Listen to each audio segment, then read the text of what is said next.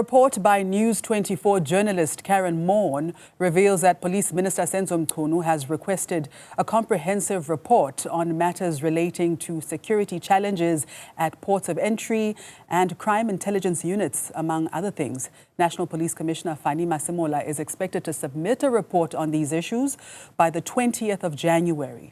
Now, South African Police Union spokesperson Lesiba Tobagale joins me now to chat more about this. Good morning, and thank you so much for your time, Lesiba. Thank you for having us. Happy New Year. Greetings to your viewers. All right. First and foremost, before we get into it, as Sapu, can you tell us what you think is the biggest challenge facing police officers in this country? There is quite a lot of challenges when it comes to policing. We know that the issue of police killing, it is one of the issues that indeed we continue to see our members being killed. Even during this festive season, we have seen a number of cases that were reported clearly, which also included the incident that happened in Hammarsdale in KwaZulu-Natal and even in other areas where a station commander and also a detective commander were murdered whilst they were on duty. So police killing, it is one of those issues. And also when it comes to the shortages of resources, which starts from the human capital going into the physical part there of physical resources that needs to be used in order to do policing. I mean, we just had an incident where a member was shot and killed whilst they were pushing a vehicle, a state vehicle, when they were on duty. And one member who was pushing that vehicle was shot and killed, and their firearm was taken by criminals. So there is an issue of safety that we have when it comes to the issue of the law enforcement or police officers, and also the budgetary constraints that an organization like SAPS are faced with when we are looking at the implementation of the austerity policy, that indeed the issue of the budget cuts, it also affect how policing is supposed to be conducted in this country. And also talking to issues of morale of the police, because when you look at the issue of promotions, it is also one of the issues, because issues of budget are being the ones that have been mentioned, to say the upward mobility of members is not being able to really to be taking place for them to really see themselves growing to be promoted to the next rank, because in the police the issue of rank is clearly attached to the issue of money. So there is no that full guarantee that is there to say that upward mobility would really be able to be guaranteed. And in your statement, Sapu, you did mention police killings as one of the priorities that the minister should focus on. Now, how do you propose that the minister should address the issue of police killings? The Minister of Police, as he is a political leader who has to give political direction to the police at large, and also have an influence in cabinet and also in parliament. What we expect is for him to influence the other lawmakers there to say the issue of police killings should clearly be declared as treason, because we've been making that call for the longest time ever to say what would assist us to address the issue of police killings is to have it declared as treason, so that it could clearly serve as a deterrence, because those who are found guilty of such acts, if indeed they get to be found guilty, facing harsher sentences, we believe that it will serve as a deterrent. So what we expect from him, it is to say what influence he has to play, the biggest role that he has to play, so that ultimately we see the president declaring police killings as treason, and him having that influence. That is what we are expecting from him. And even in that summit, that is a position that we would be putting forward as a stakeholder within the South African Police Services, to say when we look at the law enforcement fraternity at large, not specifically at the SAPS members, but we need to look at the whole Border Management Authority, traffic police, we look at Metro, we really need to look at it broadly to say how do we really deal with the issue of the killings against law enforcers. Let's talk now about the political killings task team. Now, the minister has made it quite clear that that task team hasn't achieved anything that would warrant its continued existence. So what is your take as Sapu on the statement? We clearly welcome that position that has been presented by the minister, to say that there should clearly be also a report that would really outline on what really has happened, because we have a challenge of murder in this country, and murder is not only politically related, it's not only those cases.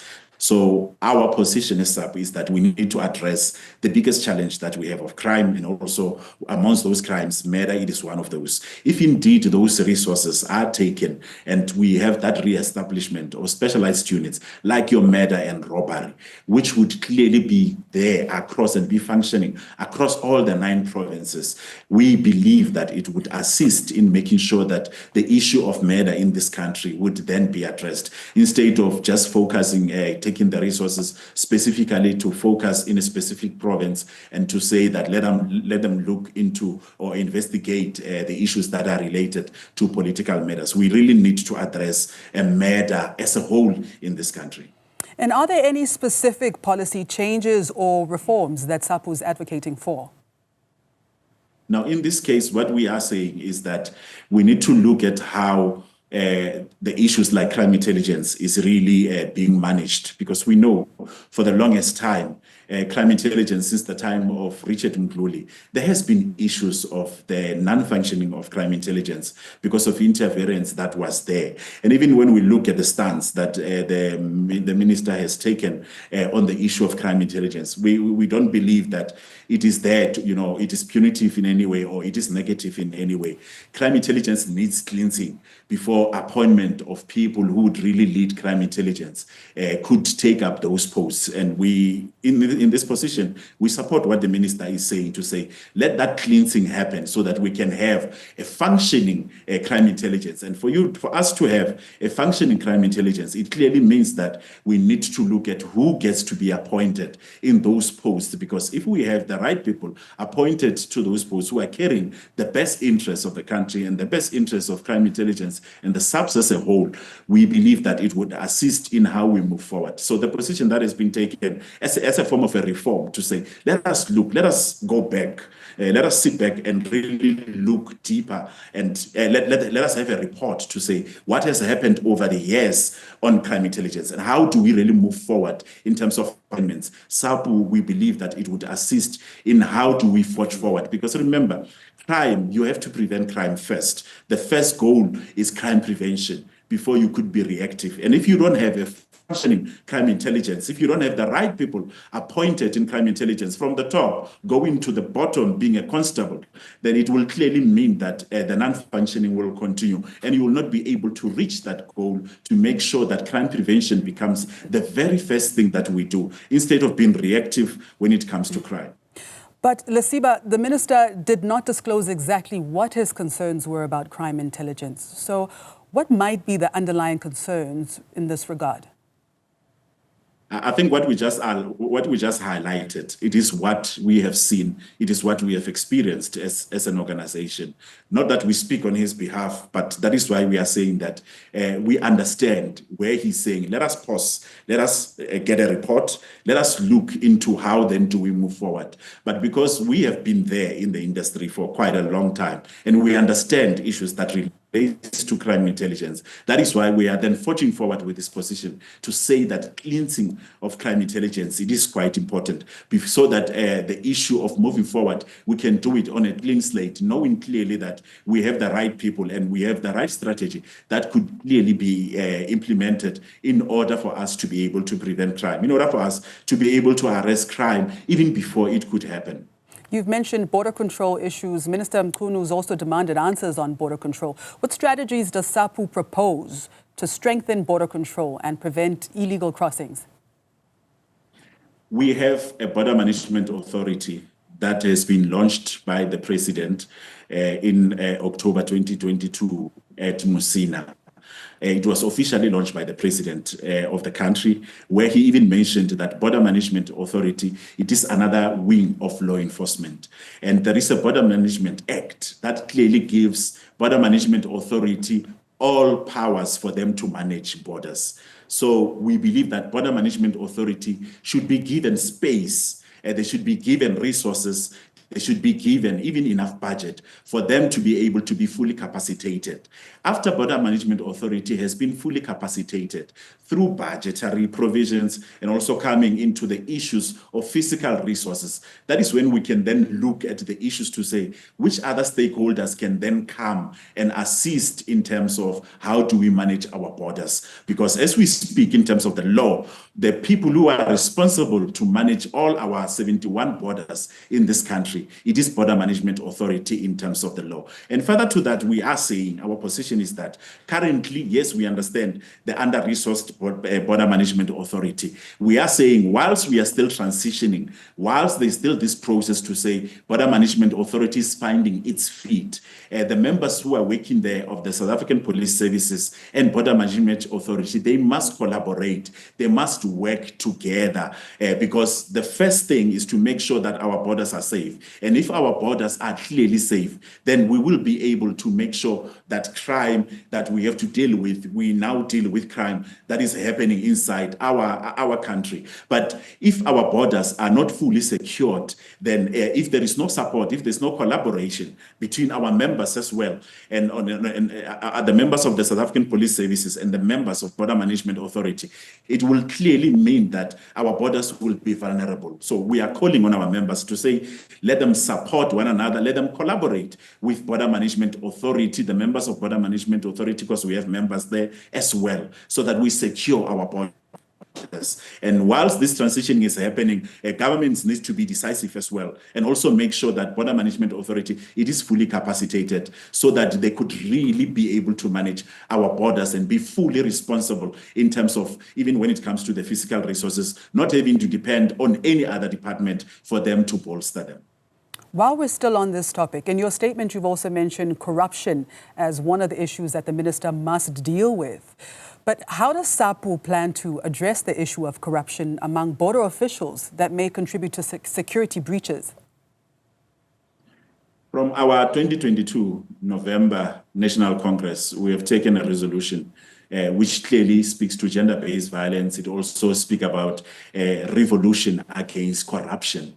We are saying that it has to start with the working class, meaning it starts clearly with the members. Firstly, we are making an awareness to our members to say corruption, it is not a good thing. It has negative impacts because it means that lawlessness, it then gets to be allowed to come in and out of the country. That on its own, it cannot be allowed. And further to that, we are saying that the minister in his summit, our position that we are placing forward is that we need to deal with both the corrupter and the corrupted, because in most cases what we see, it is the members who themselves, if there's allegations of corruption that are reported, it is only members of BMA or the members of the SAPS or the law enforcement fraternity at large who gets to be dealt with. But those who aided and abided in the very same crimes, they do not get to face consequences. So we are advancing a position that we need to deal with both the corrupter and the corrupted, because if we are able to deal with both of them, even those who are thinking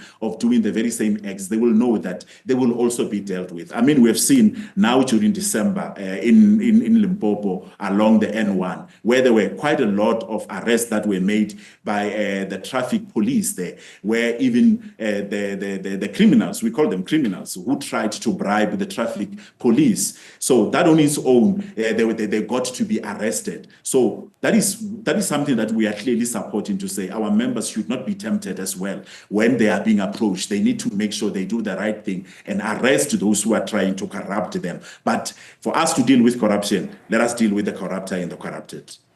All right, let's talk about gender-based violence. How does Sapu propose to improve the effectiveness of existing policies and legislation aimed at combating GBV? Yeah, gender-based violence, it is quite, it is a second pandemic that was declared by the president after COVID-19, during that time when we were under a lockdown process at that time. So we are saying that gender-based violence, we start with awareness first, to say indeed those who are vulnerable, our women and our and children, who gets mostly to be vulnerable to these types of acts, they need to be protected fully. So we need to make sure that awareness goes. But further, we know that most of these cases, they happen behind closed doors. They do not happen in public where everyone could be able to see, to say that such and such a victim is facing this type of incidents or this type of crimes. So what we are saying is that we need to strengthen our community policing forum within our communities, being rural, semi-rural, being urban, semi-urban, and even in our urban areas. We need to have all of those structures, because in most cases, the victims, they get to be intimidated to say, if you ever go to the police, if you ever report this to the police, there would be further victimization, or even their lives will be ended.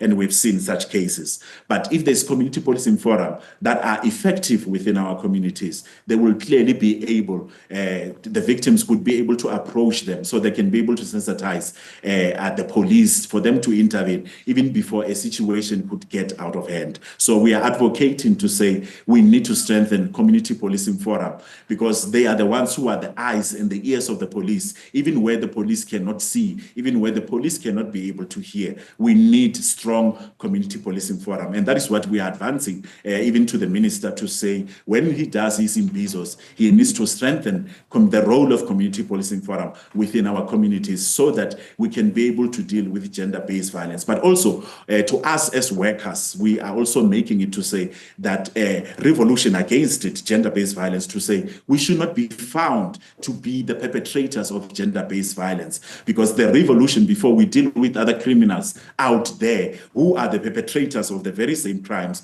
we need not to be found as well being the perpetrators. So we are also raising this awareness to our members to say, let us make sure that we continue to be the safe haven of the members of the society by not becoming the perpetrators of gender-based violence ourselves. All right, thank you very much, Lesiba. That was South African Police Union spokesperson Lesiba Tobagale.